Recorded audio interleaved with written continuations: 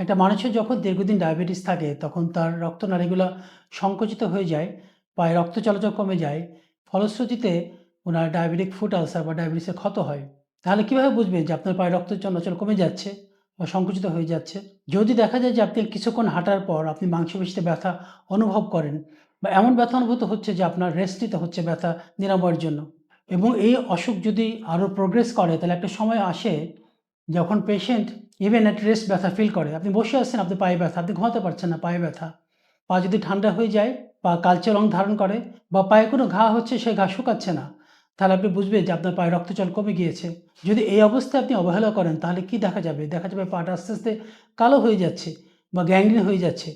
তখন কিন্তু অঙ্গহানি বা অ্যাম্পুটেশনের মতো ঘটনা ঘটতে পারে। সো এ থেকে পরিত্রাণের উপায় কি? পরিত্রাণের উপায় হচ্ছে নিয়মিত রক্তনালী পরীক্ষা করা ডাক্তারের মাধ্যমে, অথবা যেসব পরীক্ষা-নিরীক্ষা করে রক্তনালীর সমস্যা ধরা পড়া যায় সেসব পরীক্ষার মাধ্যমে। নিয়মিত ডায়াবেটিক ফুট বিশেষজ্ঞ যে ডাক্তার আছেন তাদের শরণাপন্ন হওয়া, তাদের পরামর্শ মতো ওষুধ গ্রহণ করা, সর্বোপরি ডায়াবেটিস নিয়ন্ত্রণ করা।